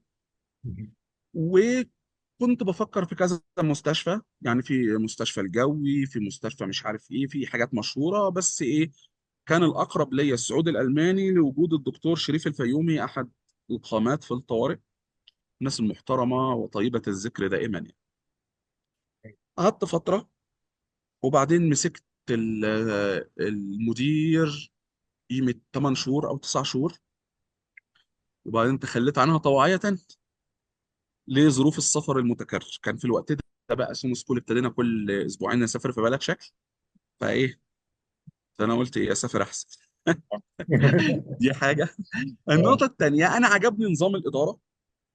انا ماليش في نظام الاداره قبل ما بس اتكلم، انا مش حابب ابقى مدير يعني. انا من الناس اللي ما بحبش التخطيط كمدير. في ناس اساتذه في الموضوع ده، بس انا ما بحبش يعني. بس انا عجبني جدا نظام الاداره في بدايته. بعد الكورونا الدنيا اختلفت شويه، عشان جذب جني المال وحاجات كده، فالاداره غيرت شويه فكرها. بس قبل الكورونا كان النظام اداره الواحد كان بيتعلم. يعني انت فاهم ازاي ادير مجموعه، ازاي ادي قرارات. دكتور شريف الفيومي برضو كان هو مدير الطوارئ وقتها، فكمل لنا الفكره بتاعت ايه ازاي ابقى مدير ناجح وشاطر وبهدوء، من غير زعيق ومن غير توتر، ومن غير ما ادي كل الناس جزاءات يعني. دي كانت حلو. وكان المدير التنفيذي هو لازال المدير التنفيذي يعني. راجل دكتور محمد حبلس، كان من الناس اللي تحب تتكلم معاها كده، وبينفذ لك افكارك يعني. انا حتى كنت ناوي اجيب للمستشفى، انت عارف جهاز البوينت اوف كير اللي هو المحمول، ايوه. البروب ده. انا كنت ناوي ادخل صفقه للمستشفى منه يعني. طبعا انا مش راجل تاجر يعني، بس كنت ادخل لهم الفكره. بس طبعا الكورونا جت، قضت على الايه مع قضت الفكرة. على الفكره. طبعا الفلوس قلت والدنيا قلت وبتاع. بس بعد كده بقى انا كنت قلت لك خلاص يعني الحمد لله كنت ناقشت الدكتوراه في طنطا. وكانت بقى ده قبلها بسنتين، بس كنت الميزه اللي حصلت لي في الدكتوراه في طنطا ان انا كان المشرف الداخلي والخارجي بتوعي امريكان، ودي ما بتحصلش. يعني انت في الاشراف المشترك ممكن يبقى مشرفك الداخلي اجنبي، لكن ان الممتحن يبقى اجنبي، دي صعبه جدا، لان مين اللي هيدفع لك تذكره ويجي لك على حسابه ده؟ بس ايه، ربنا وفق وحصلت وجورنال الاهرام نشر وكانت وكانت حاجه حلوه يعني الحمد لله. الحمد لله ما شاء الله. بس الله يكرمك. بعدين في أول بقى 2020 قلت بقى خلاص ايه، يعني اشوف بقى خطوات تانية. سافرت، كملت فيلو في جامعة كولورادو، واتعينت استاذ مساعد. مم. وطبعا يعني هو انا هو ببقى يعني زي على قوة اجازة كده من جامعتي الاساسية يعني. مش مش بس يبقى ولا حاجة، ويبقى ليها مسمى اسمه فيزيتنج اسيستنت بروفيسور. بتبقى زي يعني ايه، زي استاذ زي حاجة كده. اتعرفت هناك على مشرف ساعدني كتير كتير كتير، وعلمني بقى مجال الربا. انا كنت اعرفه بس ما كنتش بقى اشتغلت على حالات مم. وخدته بالقيمة الكبيرة دي. وعرفني على الشركات، ولقيت بقى الموضوع تطور. قصة بس الربا أنا حابب أقول حاجة عليها، لأن أثير لغط كبير جدا لما حاولنا نعمل كورس في مصر في 2023. مم. النظام في مصر يشبه النظام الهندي. النظام الطبي في مصر يشبه النظام الهندي، وما مم. يشبهش النظام الأوروبي ولا الأمريكي. بمعنى إيه؟ الدكاترة في مصر دكاترة ماهرين لأقصى أقصى حد، وأي حد هتتكلم معاه هيقول لك الدكتور المصري في بلاد بره هو واحد من الناس الفيري سوبيريور، لأنه بالبلدي كده معكوك في الشغل، بيعرف يتصرف. هم هنا ما بيعرفوش يتصرف. تمام؟ جميل. فما ينفعش يعني انفذ احكام الكواليتي كنترول والانفكشن كنترول رهيب رهيب الملامح والطلعه في مصر، والا مش هشتغل. ولي على هذا مثال الفوجارتي كاثيتر، اشهر قسطره بتشيل الثرومبس لجراحين جراحه الاوعيه. القسطره دي مصممه للاستخدام مره واحده بس. تمام. جميل. ولو انت شفت اوض العمليات هنا عندنا عامله ازاي، اللي هو لو رميت الابره فيها ترن، والاوض كلها كبسولات معقمه من الداخل ومن الخارج، فعمرها ما هتقارن بمستشفياتنا، لا دلوقتي ولا كمان 500 سنه. تمام. جميل. فانت يبقى قدامك حل من الاثنين: يا تستنى بقى اما تجيلك المستشفى العظيمه بالنظافه الرهيبه دي وتقتل العيانين، يا اما تسلم امرك لله وتشتغل بالموجود. جميل. شويه حاجات. انت بتدي انتي بايوتيك بوست اوبراتيف ولا لا؟ مم. ده بتدي في مصر. آه. ممنوع عندي. انت لو اديته تتحول للتحقيق. بتركب درنقه اللي هي اسمها درينج بعد عمليات الاكسبلوريشن ولا لا؟ بيتركب. بتركب. عندنا لو ركبت يقول لك انت جاي منين يا ابني. وش كده. فانا بتكلم ان الكواليتي مختلف. فانا بقى ما اقدرش استنى اما الكواليتي تظبط قوي عشان اقدم للناس بديل طبي ممتاز. ده فلاش باك للقصه اللي هحكي لك بقى. فانا المهم ربنا وفق واتعلمت ومارست ومشيت الامور. فانا قلت انا بقى حلمي دايما ان انا انقل التجربه لمصر، على اساس ان هي تفيد. او واحد مثلا يستفيد يدعي لك دعوه، واحد معدي كده يقول لك يعني كتر خيره لما مات ساب لنا حاجه كويسه. بس العلم مش ببلاش. يعني ايه العلم مش ببلاش؟ الدول اللي بتديك العلم ده لو عليها هي مش هتديك العلم. وانا عندي ايميلات ممكن اوري لك نقعد نضحك عليها من الصبح، ازاي راسل الشركه الفلانيه يقول لي انت من الشرق الاوسط استنى علينا 10 سنين بقى عما نجيلك. انت فاهم؟ فالعلم مش ببلاش، دي اول حاجه. هم مش حريصين على التعليم، هم مش بيحكموا بمبادئ دينيه، ومش يقول لك اخرتي ومش اخرتي، هم معظمهم علمانيين يعني. فهو بيعلمك لانه مضطر لحاجه معينه، لانك انت واخد وظيفه عنده، او لانك بتكمل حاجه معينه عنده. فبقى اذا العلم مش سهل، دي حاجه. وبلاد زي امريكا عمرها ما بتحط علم الا العلم المناسب اللي يجيب لها نتيجه. يعني الحاجه معموله عليها ابحاث لغايه ما تقول يا بس يعني. وبيحاول يضيق دايره اللي يتعلمه. يعني مش متاح للعلم، مش كل ما حد يعدي يغرف له خد يا ابني اتعلم، مفيش الكلام ده. تمام. زي ما تمام. بقول لك كل حاجه ليها اسباب، فدي حاجه. دي الفرشه الاساسيه. المهم بشكل او باخر كان التصور موجود. زملائنا طبعا في مصر الثلاثه اللي ذكرتهم اصحاب المشروع يمتازوا زي ما قلت لك، غير ان هم استشاريين طوارئ، ان هم عندهم الحس الاداري التسويقي وعندهم البدايل اللي يقدر يوفر لك بيها اللي انت عايزه باقل التكاليف. تمام. وجهت دعوه لزملائنا في امريكا وفي كندا وفي اسبانيا وجمعتهم، والناس مشكورين جم باقل اقل القليل، وتم الاعلان وطبقناه. وكويس ان التسجيل ده كمان اتسجل النهارده، لان بتوفيق ربنا الموضوع اتنشر. انا مش عارف انت متابع معانا على الصفحات يا عمر ولا لا، بس الموضوع اتنشر في اه، الافريكان جورنال. مش عارف انت شفته ولا لا. شفت. التجربه تجربه الريبوه اتنشرت، والبري والبوست كان رائع، واحنا خلاص في صدد ان احنا نوفر الايه الموضوع ده، وهيتم في مصر في مستشفى بالفعل وقعت زي اتفاقيه كده، وهنورد خلاص، هنبتدي نتابع الموضوع. لما نزلت الموضوع ده، بعض الزملاء اعترضوا: ازاي بتتكلم على حاجه هاي كواليفايد في بلد ميدل اور لور انكم؟ ده فكرني. طبعا الزملاء دول ليهم كل التقدير وكل الاحترام، لان انا فاهم ومقدر جدا وجهة نظرهم في الموضوع ده يعني. بس ده فكرني بالاعلان اللي هو كان اعلان عبد الستار بتاع جولد ستار، اللي تقول له: تلكتني عبد الستار وما فيش اوضه نوم، تلكتني عبد الستار وما فيش سفره. يعني لو انت جاي تجيب ايه واحنا اصلا عندنا يعني اقل القليل.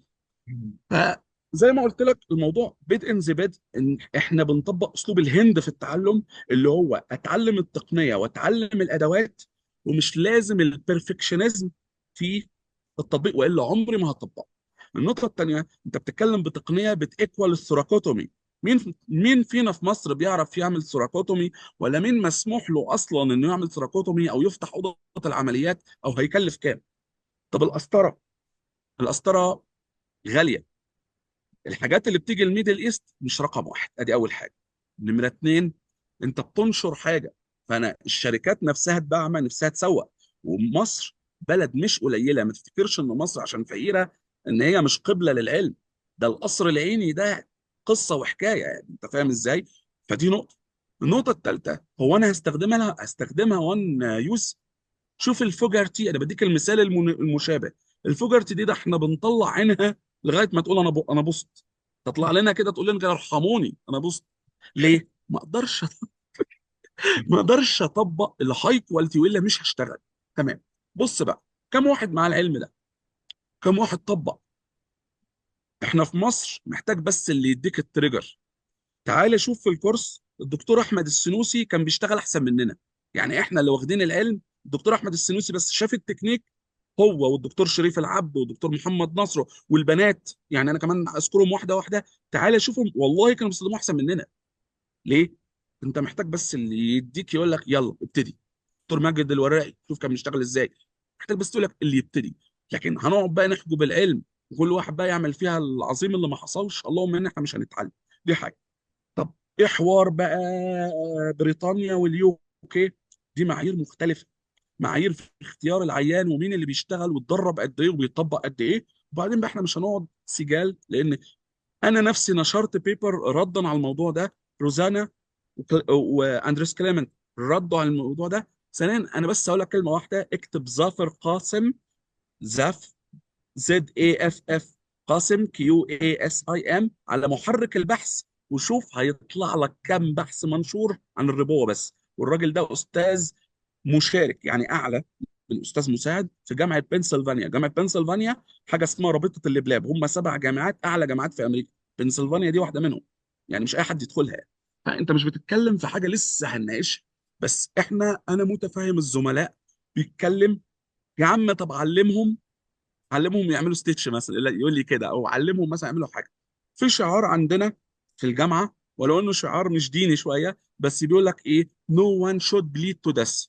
no one should bleed to death. انا حتى دايما اقوم كاتب no one بين قوسين ان شاء الله should bleed to death. بمعنى ايه؟ ما ينفعش ما ينفعش حد ينزف حتى الموت. دي لسه موجوده في بلادنا، يقول لك ده عمل حادثه ومات. مات بايه؟ يعني هارت فيلير؟ مات بكدني فيلير؟ ما فيش حاجه اسمها ينزف فيموت. احنا ينزف ويموت عشان احنا ده. طب هتقول لي طب الربوه؟ طب انا اقسم لك بالله، في الفتره اللي انا كنت موجود فيها بين 2017 و2021، انا شايف اكتر من 12 حاله ويل فيتد للبروسيس دي، ووقفنا نتفرج عليها وهي بتموت. يعني وقفنا كده، يا الله ده بتموت، هنعمل ايه؟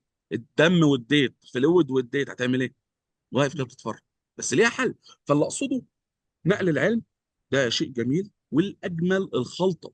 يعني انا ما ينفعش اقوم واخد عدتي على كتفي واقول هعمل كورس، لا.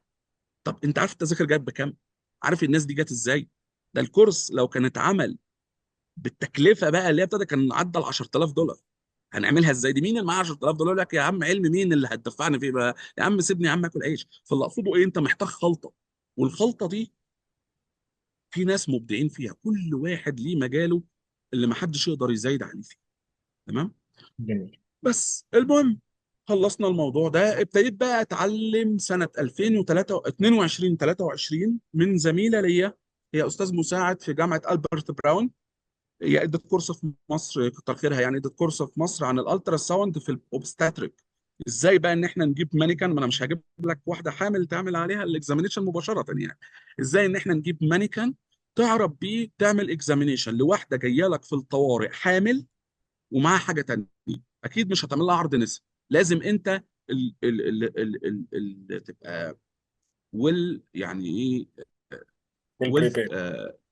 ويل بريبيرد لايه، للتصرف في حاجه زي كده. فهي عملت، وبعدين علمتني حاجه، قالت لي لا، ما هو انت ما تعملش كورس ويبقى كده وخلاص. وات نوت published not done. وات نوت published not done. اللي ما نشرتوش ما اتعملش. فخدتني بقى لاتجاه تاني، لا ده احنا ننشر ونوثق ونعمل، مش فرعنه ولا فرحانه فرحان بالنفس يعني، بس عشان نقول لا ده احنا عملنا ونتائجنا كذا كذا. نشرنا بفضل ربنا الكورس بتاع الربوه، وقلته في الايفم اللي هي الانترناشونال فيدريشن اوف ايمرجنسي ميديسن اللي فات، وكان ناس حاضره، الناس من جونز هوبكنز وكده، الحمد لله قلنا. في بقى بحث جديد باذن الله هيتنشر خلال من اسبوع لشهر، وباذن الله هشيره من اسبوع لشهر. ده تجربه الاوبستاتريك تم ازاي، ومنشوره على الموقع الرسمي للامريكان كولج اوف ايمرجنسي ميديسن، وهتشوفوها ان شاء الله تعجبكم يعني. بس اللي اقصده ايه، بتتعلم، بتحط خبرات، مفيش حد فيري سوبيريور، مفيش حد فيري انفيريور. طب التخصص حلو التخصص وحش، انت اللي تقدر تحكم. زمايلنا اللي في الجراحه بيشتكوا، زمايلنا اللي في بطنه بتشتكوا، واحنا كمان بنشتكي يعني، احنا فرحانين بحالنا. كل واحد بيشتكي من الناحيه اللي مضايقاه. طب نعمل ايه؟ خلي لك شورت بلان ولونج بلان، بحيث تفكر بس تبقى اوبن مايندد مش اكتر يعني. اظن جميل. كده يعني قلنا كل حاجه. وانا طولت وصدعت الناس، عارف والله. والله ربنا يبارك لك. ده كلام جميل جميل جميل جميل جميل. طيب، هنا سؤالين اتفضل. يعني، واحد خاص بالريسيرش وواحد خاص بالبوينت اوف كير الترا سامبل بوكس. تحت أمرك. تمام. انا النهارده كنائب طوارئ او كشخص يعني مم. واخد زمالة طوارئ او نيابه طوارئ لسه جديد، تمام. انت في موضوع الريسيرش والابلكيشنز او مم. موضوع الالترا ساوند. تمام. خلينا نقولها كده مرحليا. الاول، انت دكتور طوارئ، تقبلت خلاص الدخول ولا لا؟ عشان ليها كلمتين. لو انت ايزيتيتنج ومش عارف تدخل ولا تخرج، يعني ايه، خلي بس حد ينصحك نصيحة ويكون جرب وشاف، لان ممكن واحد نجح ممكن واحد ما نجحش. والتخصصات في الاول والاخر كلها مقرفة ومضايقة للواحد، لانك مثلا كجراح بتتعلم 100 عمليه وبتعمل اتنين طول حياتك بس. مفيش حاجه فيها كل العلم اللي بتستخدمه، ودي مش موجوده دي خالص. العقود حاليا الطوارئ هي على حاجه، فممكن بعد كده تبقى قليله ما تعرفش يعني، ده كمستقبل ما تعرفش. دي الفرشه اللي بقولها في الاول. طب انت خلاص قلت استخرت ربنا ودخلت الطوارئ، سد ودانك بقى.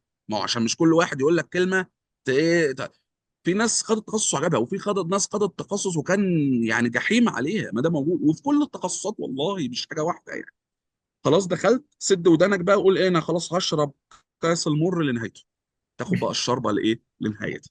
هتدخل مبدئيا، رأيي انا الشخصي طبعا ممكن تختلف الحاجه، خد كل الكورسات مش بتاعه البوكس، خد كل الكورسات بتاعه اللايف سبورت الاولاني.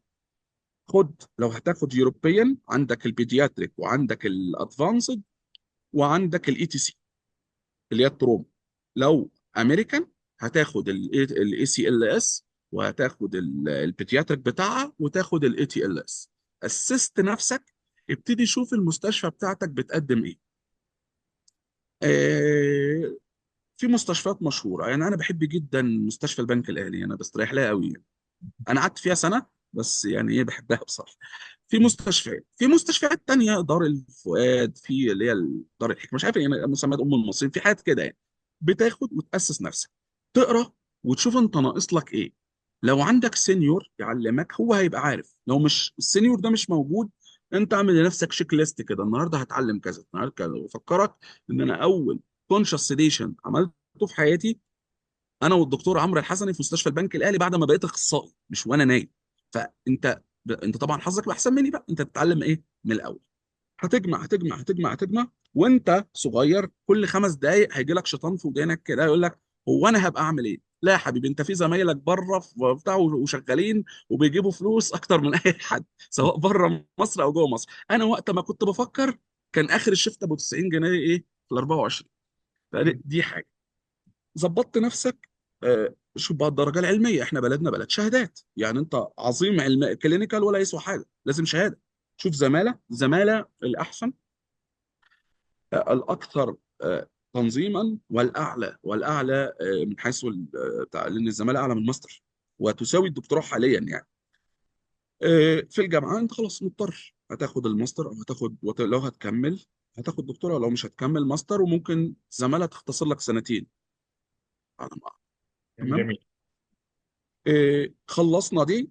وانت في السنه النهائيه من نيابه، خد البوكس. البوكس مش اشعه، عشان مش اي دكتور اشعه يديهولك تقول دي اشعه. اصل دكتور الاشعه راجل محترم، ليه منهج. انت لو خدت منهجه، طب هو يبقى بيعمل ايه؟ انت ليك منهج وهو ليك منهج، وهو انت ما تقدرش تستغنى عنه وهو ما تقدرش تستغنى عنه، مش عشان احنا حبايب واخوات، لا، عشان الميديكال ليجال ريبورت مش هيطلع الا باسمه، الديسيجن مش هيتاخد الا باسمك. في توزيع شغل. خدت الترا ساوند قبل مصر، خلاص انت كده بقيت اخصائي. عايز بقى تاخد حاجات زياده، ابتدت على طبعا حاجه بقى، انا بقول الكورسات اللي ممكن نديها زي الوالدرنس والحاجات دي لسه فيما بعد، اللي هو طبعا مش وقتها لو مش عايزه، لو انت عايز تطور خده. الريسيرش بقى يبتدي من مرحله وانت سينيور زماله او سينيور نيابه، وبعد اخصائي.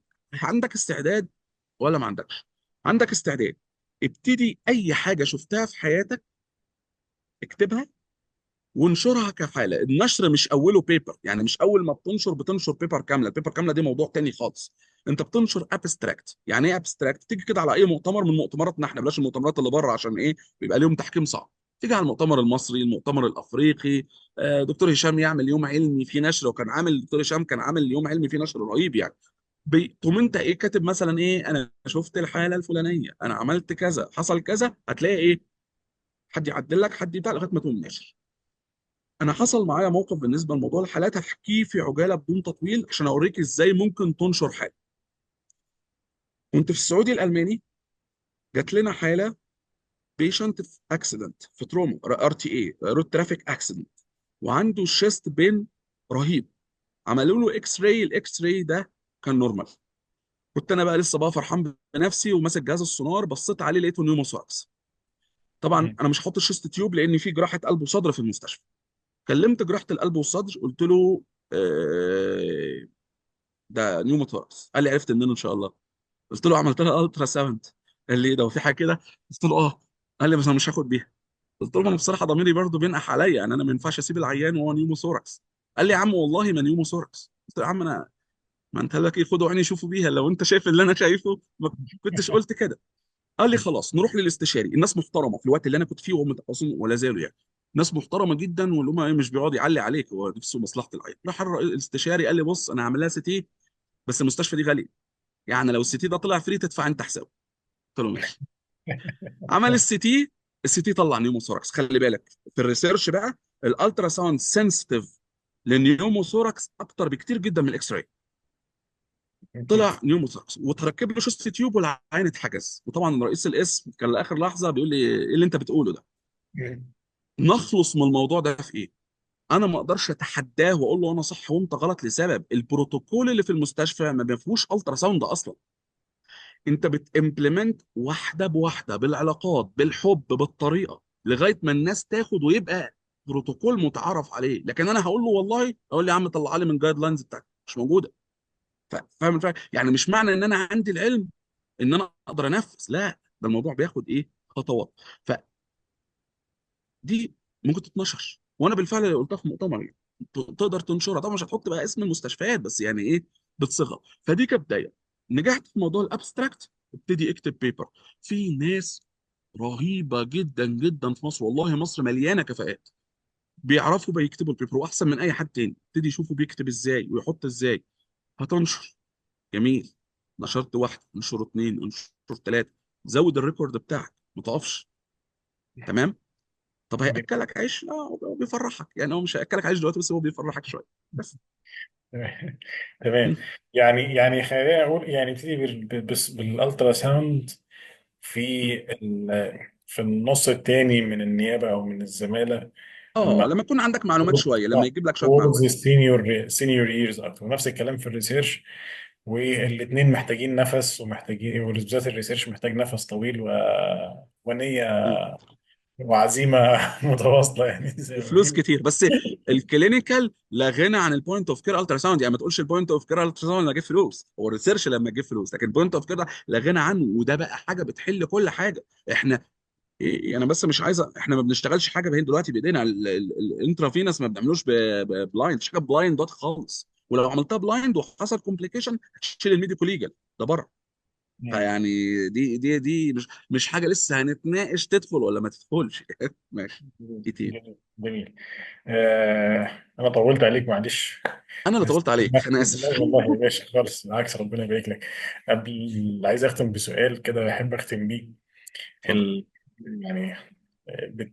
إيه أهم ثلاث مبادئ أو قيم بتحب تنطلق منهم في شغلك في الطوارئ أو في حياتك العامة يعني؟ اول حاجه، مش لازم اللي في بالك هو اللي صح، ومش لازم يتنفذ بالطريقه اللي نفسك انت فيها انه يتنفذ. دي حاجه في الفيري تيل بقى، في المجتمعات فوق في الجنه ان شاء الله. لكن ان انت تنفذ، لكن زي ما انت عايز، عليها خلاف. دي حاجه. مم. النقطه التانيه، حاول تخلي شغلك هو اللي يتكلم عنك، وتعلم الاخرين عن طريق جوده شغلك، مش عن طريق كتر الكلام، لان كل واحد هيعمل اللي على مزاجه. انت فاهم ازاي؟ فانت ممكن تلفها زي النموذج اللي قلت لك عليه، بتاعت لما لقيت صد، لقيت صعوبة، لفتها بطريقة تانية خالص، ان يبقى في حاجة هي اللي بتعلم والناس تتعلم بره، مش مشكلة، بس المهم ان ايه، في الاخر وصلت لنفس النتيجة. النقطة جميل. الاهم، التخصص ده رغم ان فيه مآسي ومواجع كلام يخلينا نعيط لبكرة، اهم حاجة فيه ترابط الناس اللي فيه. انا دكتور هيثم خليل، ايام ما كان هو زمايله، طبعا هيثم ده من الناس اللي شاف كل حاجه، تحس كده ان هو ايه يعني، انت فاهم ايه، الرجل اليدوي بتاع الطوارئ، رف على كل المستشفيات واشتغل كل حاجه. وبالمناسبه هيثم دفعتي، بس تاخيره بسبب ان هو كان دخل جراحه قبل ما يجي طوارئ. مم. فهيثم كان في بدايه، لما الزماله كانوا بياخدوا كورسات مختلفه عننا، انا دعيته عندنا، وجاه ادى للاسم عندنا محاضره، ما تاخرش، وفرش فرشه حلوه قوي لكل الناس بعد كده، حسسهم ان في حاجه ممكن تتعمل، لان هو كان عنده خبرات عاليه بحكم ان هو لف على كل المستشفيات وشاف كل حاجه. فدي النقطه الثالثه، ان التخصص ده الناس كلها فيه بتكمل بعضها، ما حدش بيقول لا. ما حدش بيقول مثلا ده دكتور عمر لو خد دي هيبقى متميز فما ادهالوش. دي موجوده في الاقسام التانيه، دي مش موجوده عندنا.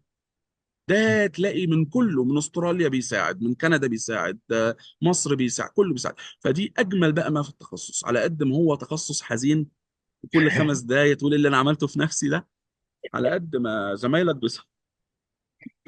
على قد ما زمايلك بيصبروك.